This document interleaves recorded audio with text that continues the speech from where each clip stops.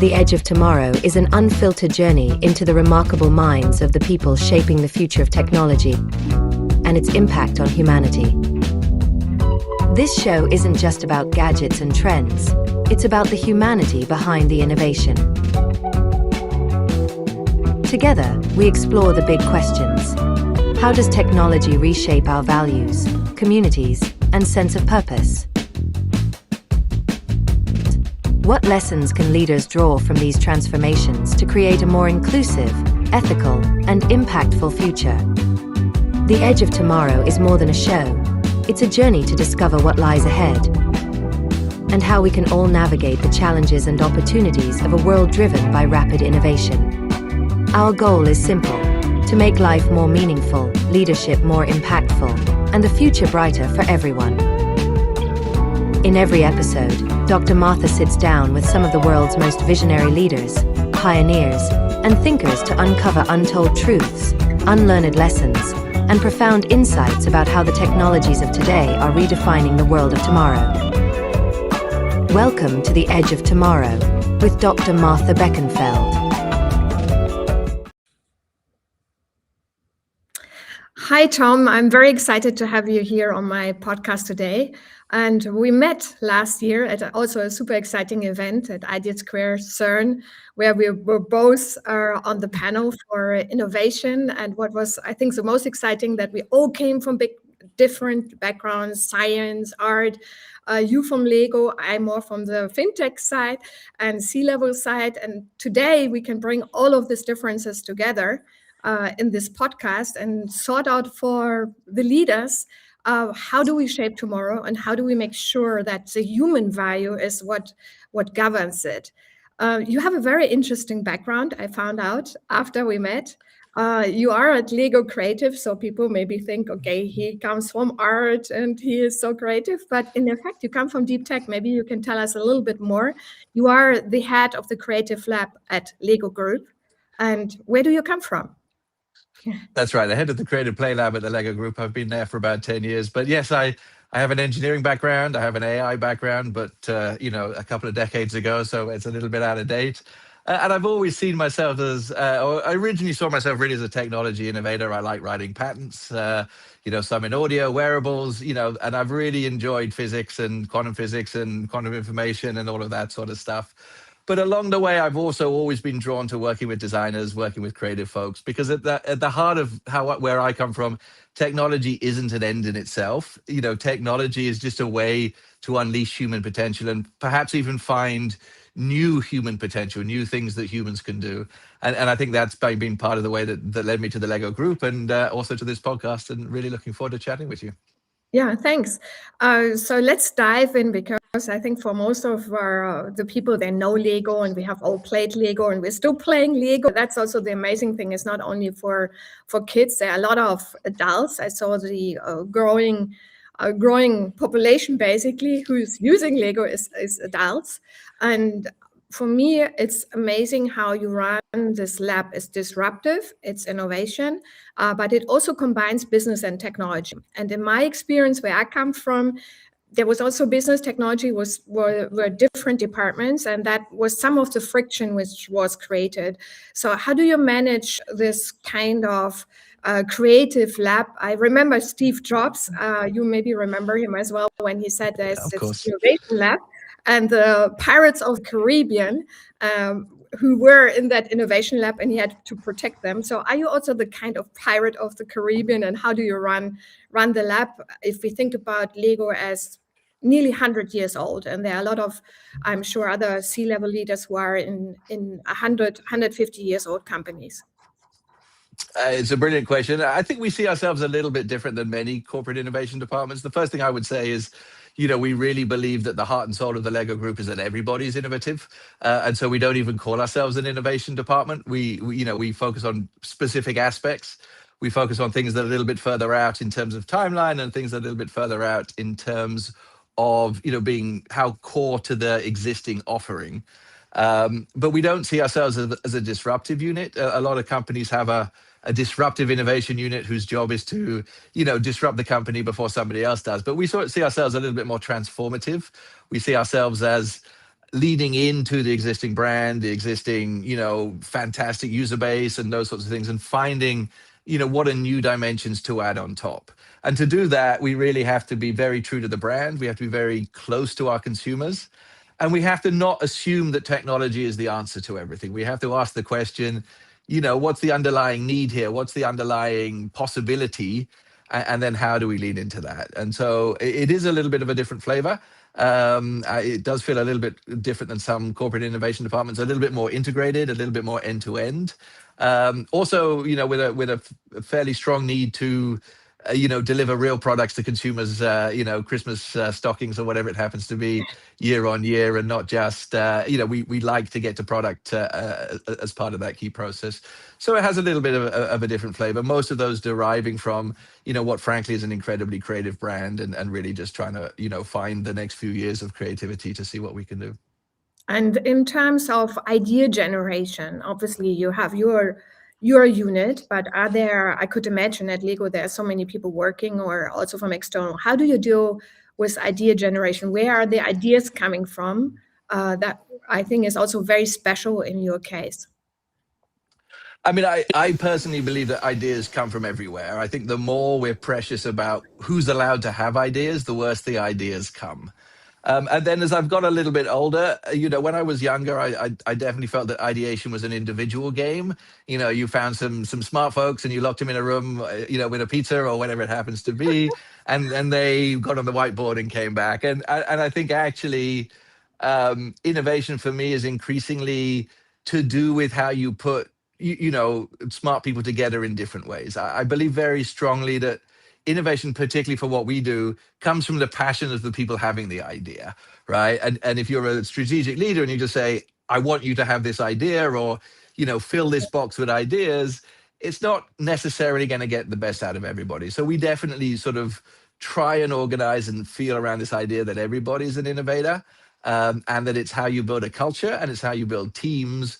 And then it's about how you nurture ideas, how you let them grow, or how fertile the soil you drop the seeds of the idea into is. And that's where it comes from, and not just a senior leader having a brilliant idea and telling the teams to get on with it or whatever it happens to be. Yeah, a lot, I mean, at least from my experience, has to do with obviously people and culture, but also what kind of system processes you have in play, so to speak. So can you give us some insights in when you look at like your blueprint and how this could be used for other companies to generate these ideas, to take these ideas? And I know obviously you have Lego ideas, so that is what I thought is very special, because the ideas also come from consumers, which is amazing. You just don't dream something up. You also take a lot of consumer experiences and consumer feedback. Yes, and I don't know that there's a fixed formula for doing it. And we always keep trying to capture what we do in a formula, and then we find that the formula doesn't work and we need to do something differently. I think being very attuned to consumers, and not just, you need to do it in the formal research way.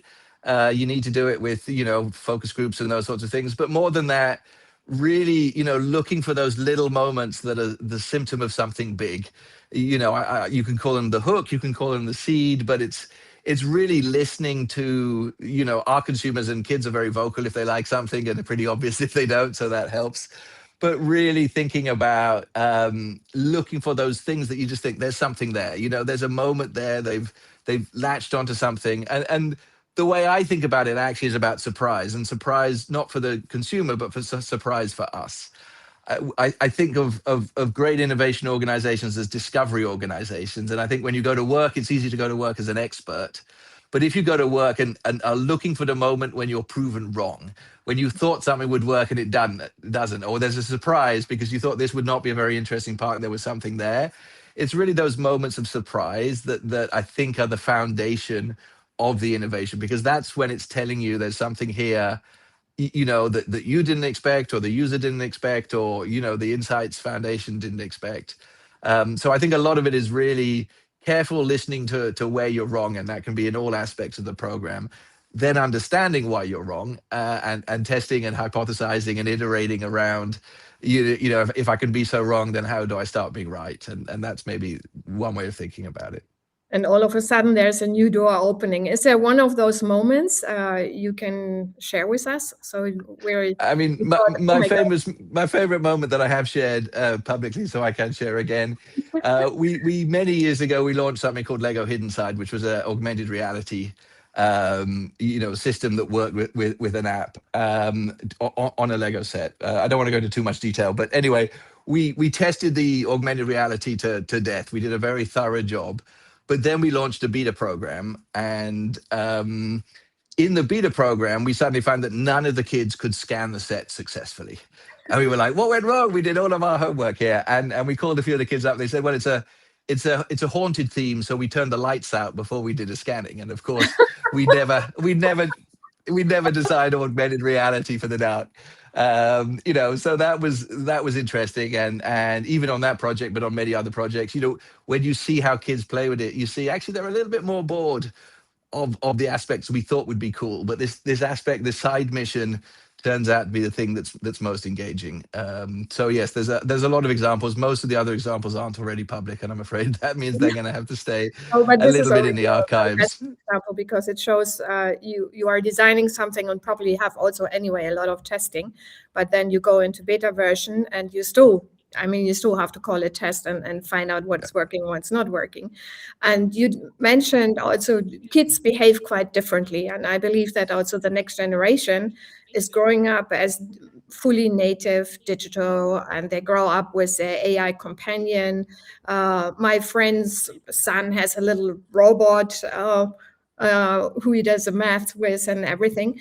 So at Lego, how do you think about it? What is then? How do you cope with that demand? Because Lego is very haptic, and that's the beauty I find of Lego. But how do you go to the next reiteration? And maybe you can tell us a little bit also. It says 2026. You had a huge success and huge award.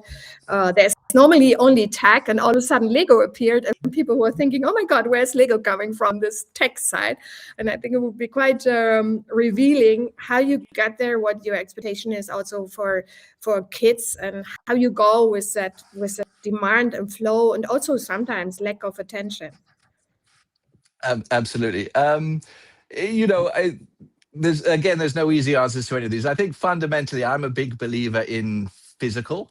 I think that kids have grown up with digital, and we can certainly see that. And I love digital, and I think digital brings a lot of capability. But in my heart, I think there's something about the physical world, that is still untapped by phones and tablets and those sorts of things.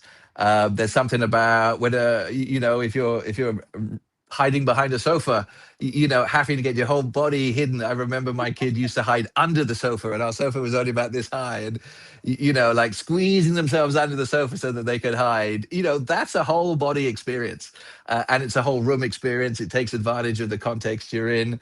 If you're playing with foam dart guns of one form or another, they hurt when they hit you. Not a lot, but they hurt a little bit, and that's a physiological response you don't get from the phone. So I feel very strongly that while digital is incredible, there are a lot of really interesting opportunities in physical. And I guess I'm hopeful that in the modern age where digital is becoming almost so easy, that there's some really interesting opportunities back in the physical world to start doing things that perhaps we haven't looked at in the past. And that is where this innovation you talk about, the Lego Smart Play, comes from. It was really motivated by the idea that the physical world is an incredible place, but how do we, provide a little bit more access to it in an entirely new way? And I think, there's a lot of opportunity there. I wouldn't say it's the only thing that we're looking at, but or that I'm looking at, but personally, I'm definitely quite motivated by, where the physical world is going to be in 5 or 10 years' time. Yeah, no, that's also from a neuroscience perspective, as we know. The brain is much better processing when we do haptic, and still handwriting has a huge impact, even though a lot of, unfortunately, younger kids, they talk. I mean, voice is also important, but they don't write anymore. So there's a little bit of disconnect, and that's why Lego is even more important, I find, because you have this haptic, you can create, you build, and it comes together. And the smart brick will be for some most likely a surprise how these things come together. So that would be very very amazing, I think, even for parents. I'm not sure that parents have seen this kind of stuff before. In terms of also, because you also already made this public, you have different partnerships always. I mean, you had previously Minecraft, which is still very alive, at least also at the younger generation. My niece is now 10 years old and she loves to build and houses and everything. And now you have the smart bricks. But in terms of now, the next big thing, do you have already something in mind, of which you probably can't release? I Um, couldn't possibly tell you what we do or do not have in mind. So yeah. no, sorry. No. But in terms of perspective, is from your point of view, what is the not changing? I guess the culture of the people is very important to you. The purpose. Can you tell us a little bit also how you choose your people, how you make them part of your team? You said you have designers, you have, I would call designers almost artists. I love to work with them. You have highly technological people. How do you combine these different cultures in one culture, and what you call your purpose, what you want to achieve with it? Yeah, I mean, ultimately the purpose is the purpose of the Lego Group, and that's our brand, and we talk about inspiring the builders of tomorrow. That's fundamentally how we see things, and really for me, I've always been driven by unlocking the potential or the human potential. I think technology done badly can take away from human potential, but I do think done well, it creates new opportunities to dream, and experience things that have never been possible in the past. And I think ultimately, that's what we're looking for, both in the work we do, but maybe also in the people. Is there potential that can be unlocked, and is there a desire to unlock the potential of others? I think that folks that really feel like they want to unlock the potential of others are, much easier hires for me. And anyway, I think that great teams today are often more about how can I make my peers succeed than how can I succeed myself. And I think you can see that quite quickly. It's not always super easy, but I think it is something that I look for personally. How is this person going to inspire their colleagues, or teach their colleagues, or just be a great colleague?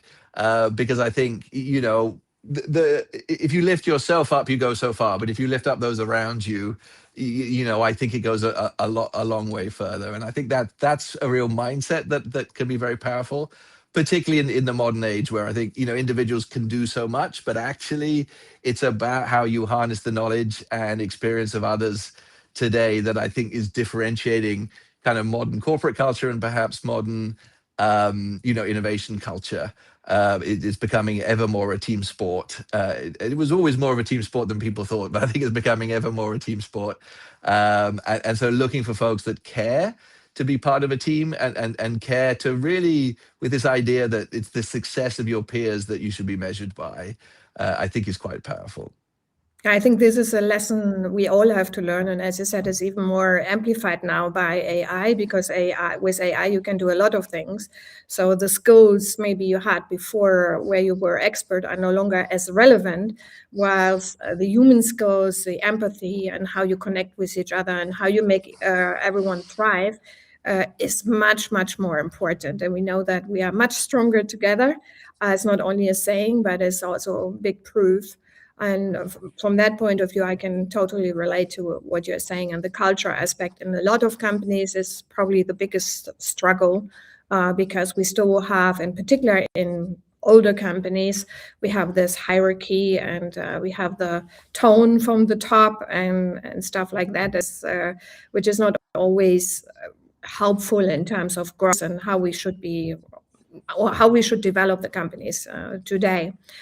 We were talking also, I was starting to talk about Minecraft, and then I ventured into things. But what I wanted to ask you is, you have a lot of amazing partnerships, and we call this podcast from Play Platform, because Lego is the perfect platform. You created an ecosystem. You started with brick by brick. You ventured into different technologies, but you always worked with partners. And one of your biggest partners is now Star Wars. We all know it. We all love or hate it, it depends. And how do you go about those partnerships? And it's not in particular about Star Wars, but how do you nurture these, and how do you choose the right partners? So also fitting your culture, your brand, your people, how do you work with them? A lot of Yeah, and questions. again, a long question, and one that I can't talk about any partners in particular.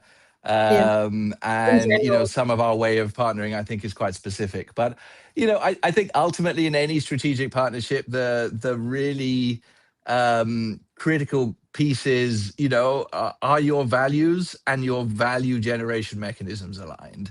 I think that's at the heart of it. If you go into a partnership feeling like I'm winning and they're not, that's not a long-term strategic partnership. And if you think we're going in saying we're very different companies, but we can get in terms of our values, but we think we can do some tactical business, that can be tricky. I think the best partnerships are ones where there's a clear overlapping values set. We believe in the same sort of things, and you understand that the value creation works for both sides. And it's surprising how few people really double check on those things before getting into strategic partnerships. And for me, those are really two very important aspects of making it work.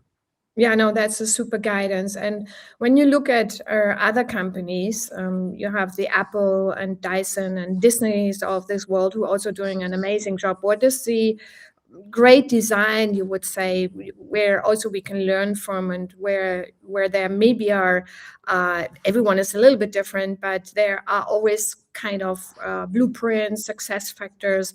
What makes it great? What makes the magic, as you called it in the other Yeah. podcast? I mean, I think a big part of it is doing the hard work to make things simple. Almost every truly lasting and great product, I think, feels incredibly simple. And maybe even the moment you pick it up, it feels natural. It feels like it should be. Products that you have to learn how to use, well, fine, they're okay. But you want a product that's just like, yeah, it's just almost like an extension of myself, because it doesn't require a huge cognitive load to understand. And I think the reality is, there's a classic trope, but simple products were never simple to come up with, right? It takes an incredible amount of hard work to come up with something very simple.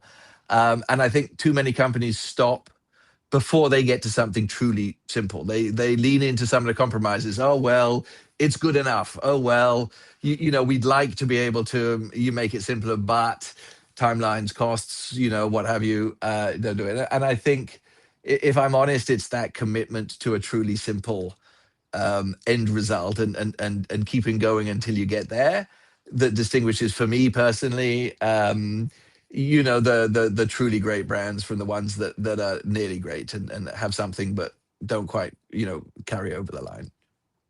And obviously, for everyone, the biggest challenge is we get overwhelmed by tech news every day, and we have to filter what's important, what's not important for our business.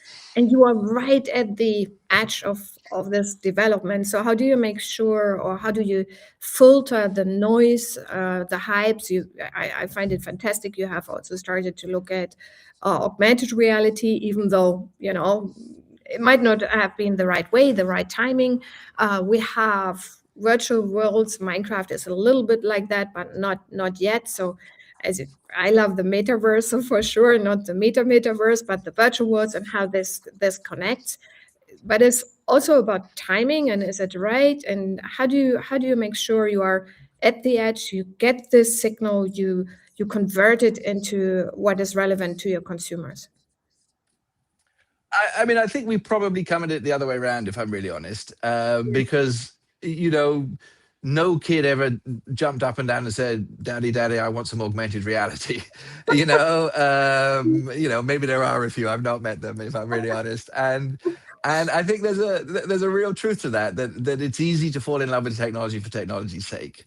And I'm a technologist. I love making technology, but I think that the moment you're sitting there saying, how do I find a solution, a problem that this technology is a solution for, you have to realize that that's what you're doing. And sometimes that's completely fine. If I'm a quantum computist right now, that's probably exactly what I should be doing, saying, here's some really incredible physics, but we have to figure out how to apply it. But I think that, really starting from the opposite direction and saying, who are these children that are growing up? What can we do for them?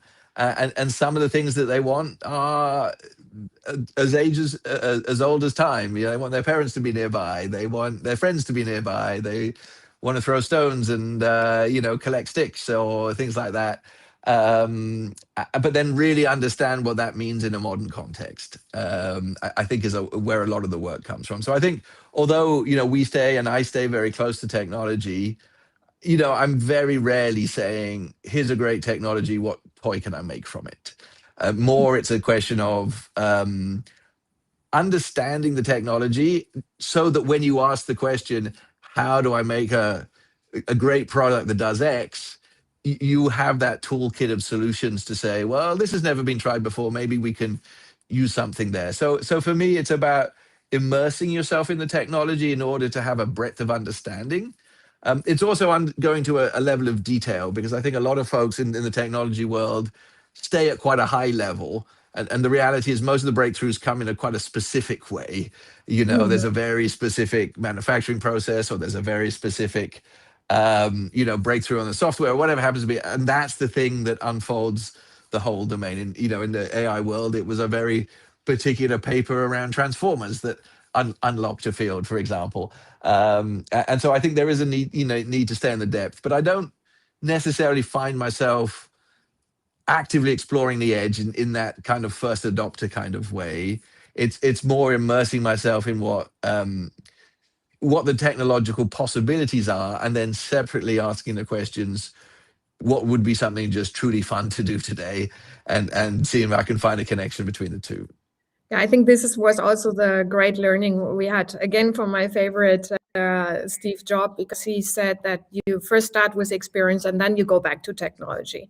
I see the same always works, and I use that a lot in banking for innovation, because people have the same feeling. They have all this technology and, oh, what can we do with the technology now, rather than thinking about what is my use case, what is the experience I want to create for the consumer, and then start, okay, which technology I need and what do I need to use, and how does it work. So it's definitely a great learning, and I'm glad that you basically, not surprisingly, but that you emphasize this here today.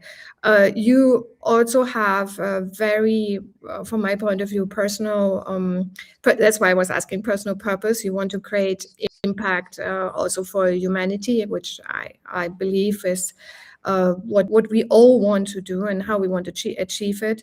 And from your point of view, when we now look at AI and we have a lot of fear, we have a lot of obviously talks, our brain stops when we are using AI. We have this research from MIT, which is highly debatable, but we also have AI will replace us all. And from your leadership point of view, what are the ways and how do you look at this new landscape? Question that keeps me awake, many nights. But at the heart of it, I don't really see AI as an intelligence, right? Because I think I actually see it as a manifestation of the sort of collective human consciousness, in the sense that AI is really just taking a lot of human data and finding, threads and connections between it.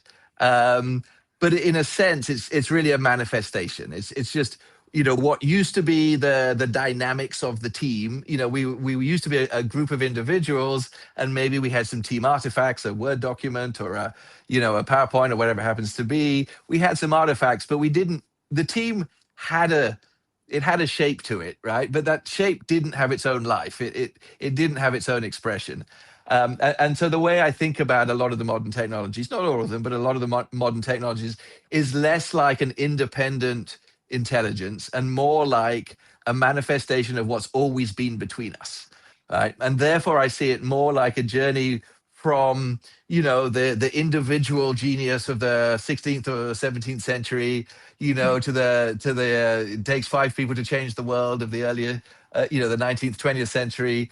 It's a way of making those human teams bigger, because at some point, a really functional human team gets beyond the size in which communication works well, and they become multiple teams, and then they can't do quite the same job that a single team does. And the way I feel about it is it's really just, in some sense, expanding the team that you carry with you, the human team that you carry with you when you do a piece of work. And so in its ideal case, it's a little bit like a leader who's just part of a really great team, and growing that. And a lot of the skills, I think, are leadership skills, being curious, asking super great questions. A lot of leaders these days are thinking more about the questions they ask than the direction they give. Curiosity has become a really key leadership skill. Being focused about what sort of results are meaningful and what sort of results aren't so meaningful. And then pushing through and really understanding when you need to be different, when you need to be a bit brave, and pushing on. I think of some of those as the real kind of key skills. And so I feel like it's a lot more like leading a team. And therefore, there's a lot of scope for the human to be even more important. That curiosity, that desire of what the right outcome or the desired outcome could be, remains super important. And I think we'll see occasions where people forget that. But I think over time, I'm actually pretty optimistic that we will see imagination, curiosity, creativity, really unleashed, even more. And we'll see more and more people being able to create things that they never thought they could create. And when you personally make something you didn't realize you could make, that's a real formative moment for every individual. That's a moment where your I personal remember when sense of I totally agree. I remember when I tested with Sora 2 and did my first TikTok short video with it. I was sending it to all my family. It's super exciting that I now can create a video. I didn't publish it, but it is just this form of creation and what you can do. All of a sudden, you become a creator. Maybe not the perfect one, but it gives you the sense of wow, I can do it now. Yeah, and there's certainly exactly. differences. And This is like magic. Yeah. and I think we see this definitely much in children, but imagination when you're a child, you have this brilliant picture in your head and you try and sketch it with a crayon on a piece of white paper, and maybe it's not quite what you imagined, or maybe when you show it to your parents, it's not quite what you imagined. And the gap between imagining something and manifesting it can, for some people, take away the joy of creativity because they're just a little bit disappointed. And the great thing about a lot of these modern techniques is they're closing that gap. So you can manifest your imagination. And instead of it being a little bit of a negative spiral, I manifest something, it's not quite as good as I thought. So I get a little bit disappointed, and then I get a little bit less creative because I'm a little bit disappointed. If it becomes a positive spiral, I imagine something and look how cool it is. And maybe it's even a little bit better than I imagined. So now I imagine something even cooler.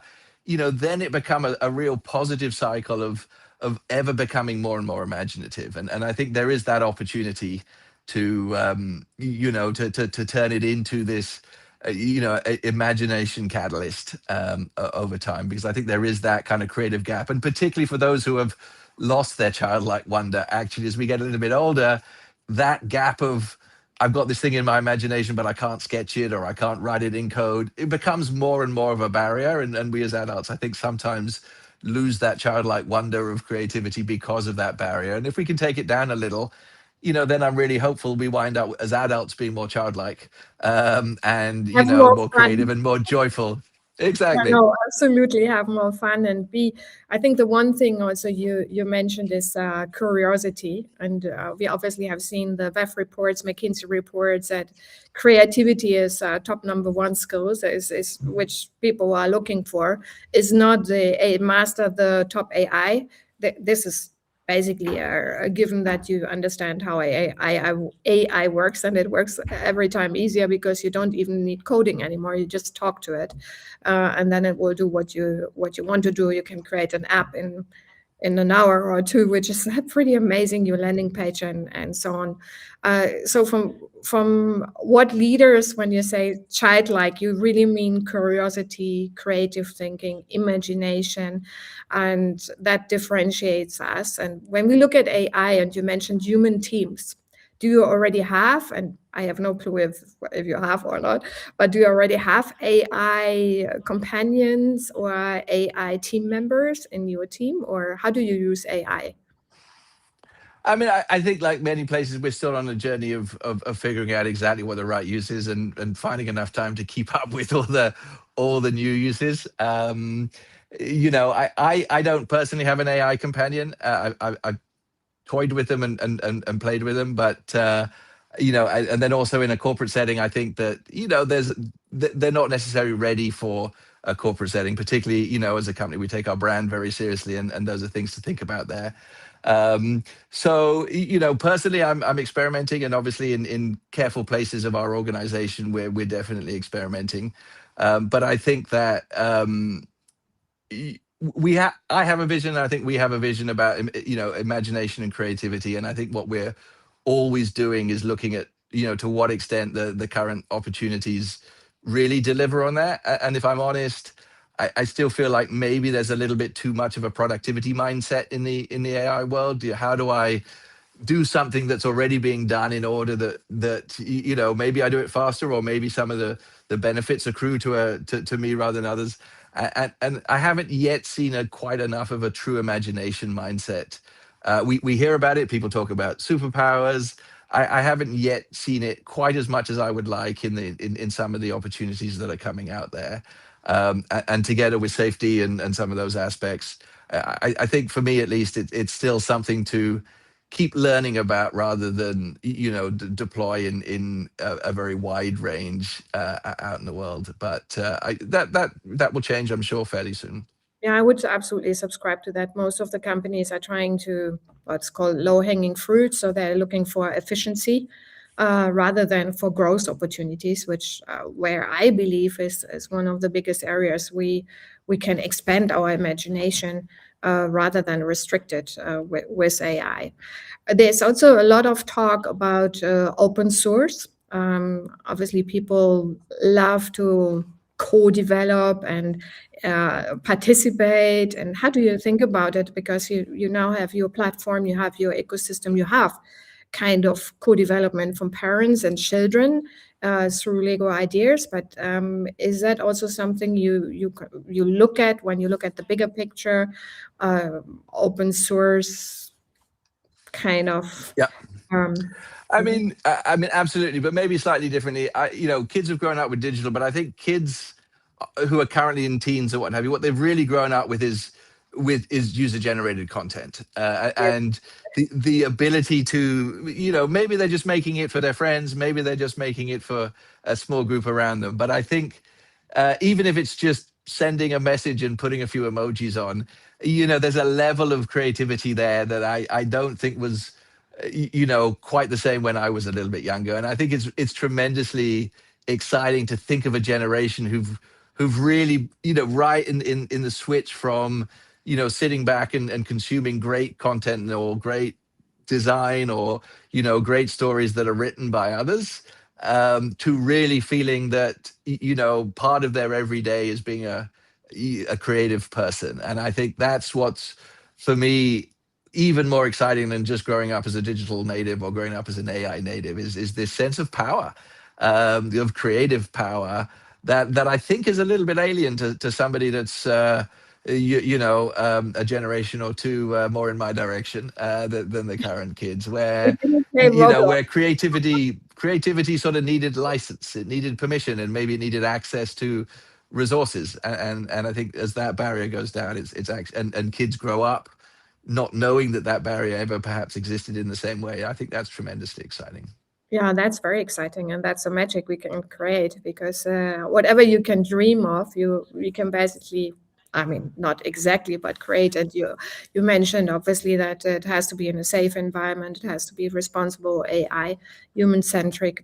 That's all a given in terms of ethics. And that's my last question to you. Is also, how do you ensure this safety measures, not from a regulatory point of view, but how do you drive ethics in your innovation and make sure it's true human centric, which I think Lego is the best example it will be, but you certainly also have certain criteria and leadership demands, I can imagine.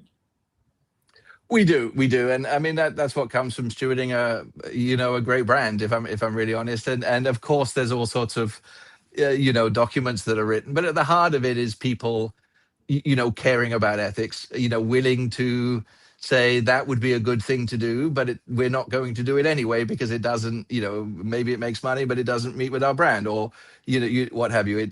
It does come from a company that and a mindset that wants to put ethics first. And I think that's also an individual thing.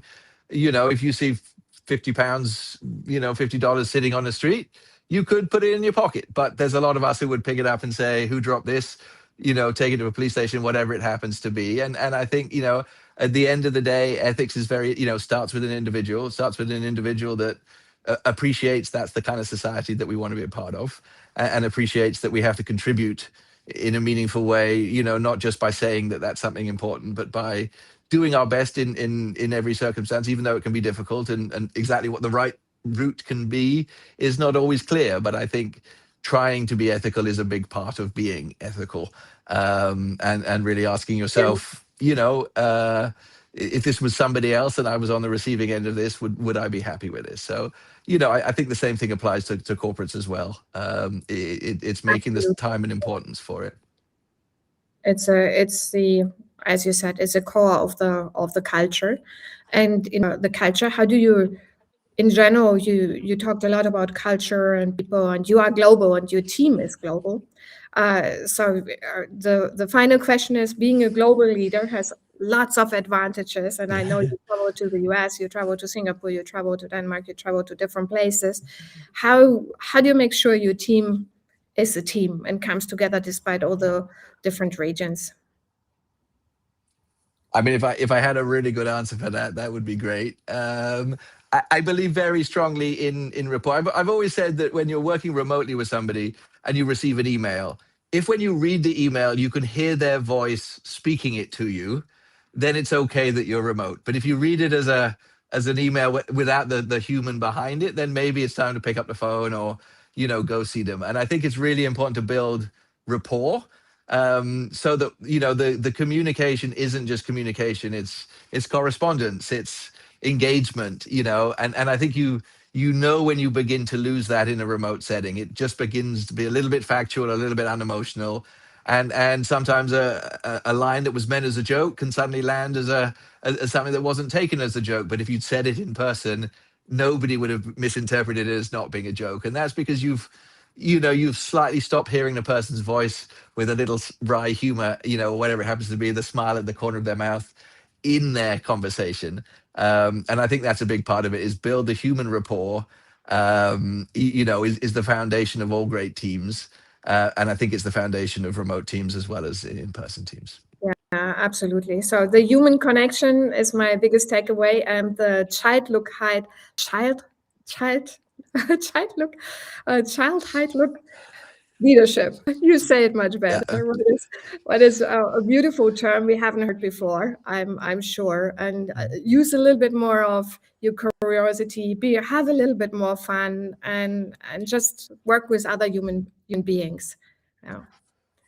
That's a big part of it. That's what we try. Be what you maybe were when you were like 5-6 years old. So sometimes we do say, children are our role models, and it's not a bad way to be, I have to say. Thanks a lot, Tom, for this fantastic conversation. I'm sure a lot of people enjoyed it and will enjoy it and have lots of learnings.